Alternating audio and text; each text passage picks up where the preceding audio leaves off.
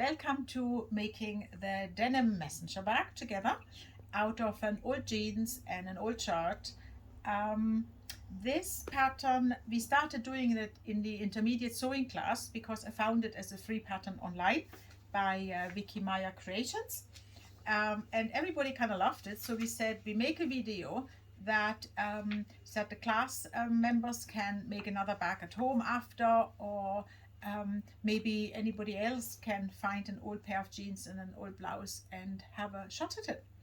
So what you need to pay attention for when you are looking for your jeans, because significant parts are used for this messenger bag, you want to choose your jeans for a really nice pocket on the back, because on the satchel that pocket is the back pocket, so you will always see this pocket.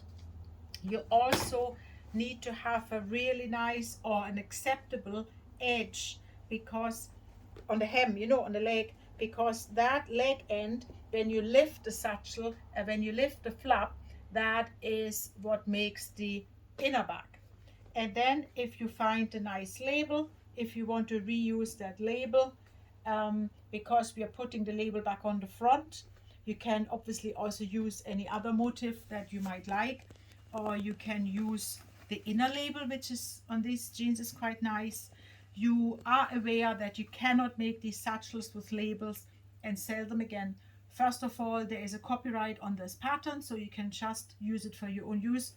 And second, you can't take somebody else's name and resell it. So especially if you want to do that with Levi's, they won't like it. But for your own use and for gifting, of course you can. So we need the jeans, and then we need a top. Can be a skirt, a dress, whatever you want, but make sure it's a material that doesn't stretch too much, because that just gives you unnecessary problems. So I went for kind of some retro look here and found that blouse. And then you need a normal zip for the inside pocket that you can't see on that picture. That's a 10-inch normal craft zip. And then for out here you need a 9-inch zip, and I then went for metal because I think that suits it nice. It adds a bit of interest. And then all the other metal-y bits, I will then go for silver as well. You will see that further down in the video.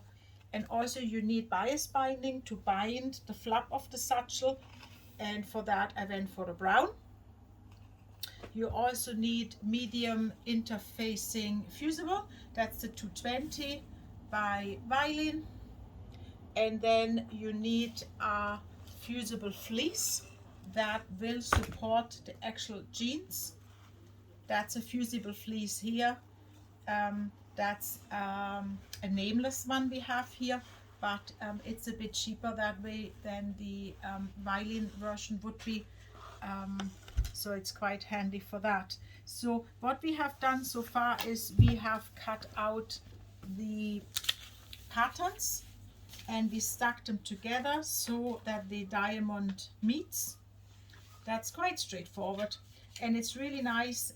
It's written on every pattern piece what you are meant to cut, if you're meant to cut jeans or if you're meant to cut lining, or which interfacing.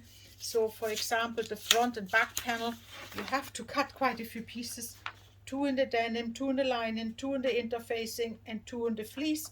So let me do all that cutting and then we'll meet again. But bear in mind, I just wanted to show you that first and foremost, if you take 2 smaller jeans, like a kitty jeans, you need 2 or 3 kitty jeans. And don't just take a little dress from your 2 or 3-year-old child that's now too small for them. It won't be enough. You need quite a few pieces. So you can happily use 2 or 3 little dresses or something, no problem at all. But look what size of piece you need before you make a decision what garment you want to use, because it's great to make it a memory satchel and use garments of somebody near to your heart, but make sure you have all the sizes. Don't underestimate the size. See you again soon.